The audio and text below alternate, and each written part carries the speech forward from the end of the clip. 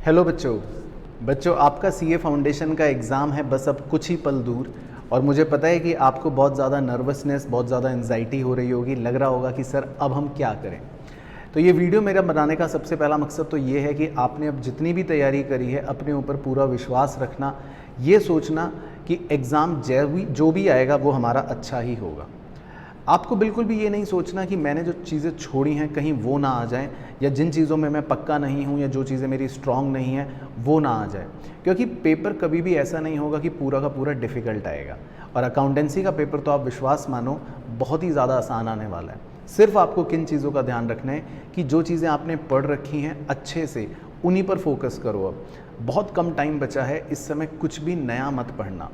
दूसरी चीज़, बहुत ज़्यादा डाउट्स के अंदर इन्वॉल्व मत होना, क्योंकि इतने सारा कोर्स में इतने सारे चैप्टर्स के अंदर अगर आप बहुत ज़्यादा अब परेशान होंगे डाउट्स को लेकर, तो मुझे ऐसा लगता है कि कहीं ना कहीं माइंड पजल होगा। 2 दिन में अपने रूटीन का बहुत ज़्यादा ध्यान रखना।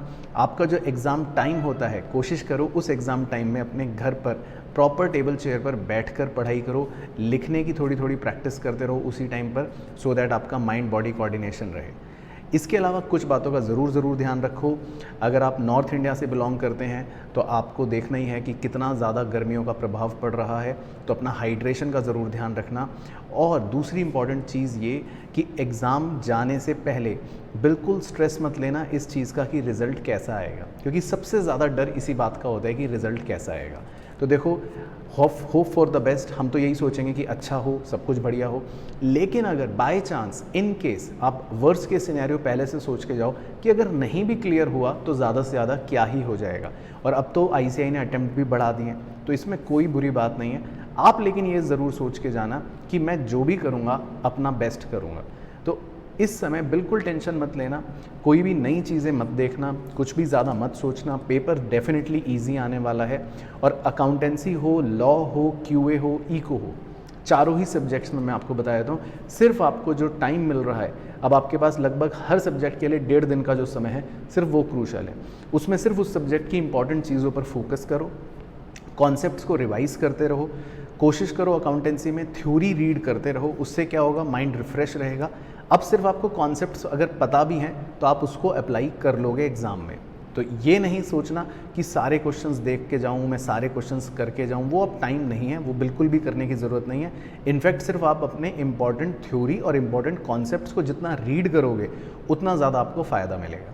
बहुत सारे बच्चे मेरे से ये भी कहते हैं कि सर कॉन्फिडेंस नहीं आ रहा है, हमें लग रहा है कि रिवीजन पूरा नहीं हुआ है। तो ये बहुत नॉर्मल चीज़ है। कभी भी एग्ज़ाम से पहले ऐसा लगेगा ही नहीं कि मैं 100% प्रिपेयर हूँ। बहुत बार तो माइंड में ऐसा आएगा कि यार ये मैं अटैम्प्ट दे ही क्यों रहा हूँ, क्यों ना मैं स्किप कर दूँ।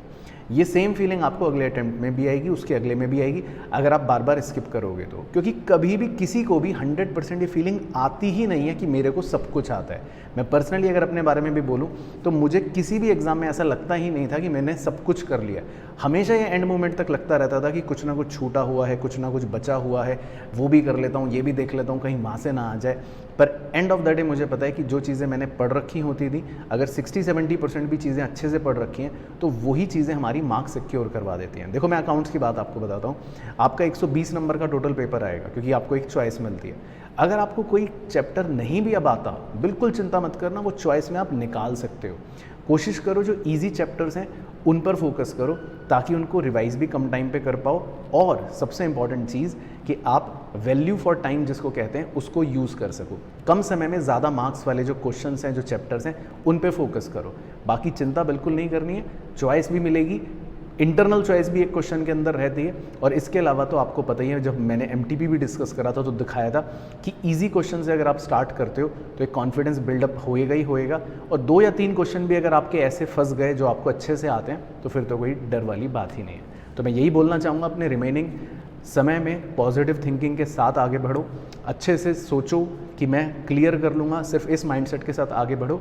स्ट्रेस टेंशन मत लेना रिजल्ट की कि क्या होने वाला है, जो होगा बेस्ट होगा, और हम तो आपके साथ हैं ही हैं। तो बहुत बहुत आपको मैं बेस्ट विशेस देना चाहता हूँ आपके एग्ज़ाम के लिए। जम के प्रिपरेशन करना और डेफिनेटली देखना एग्ज़ाम अच्छा होगा।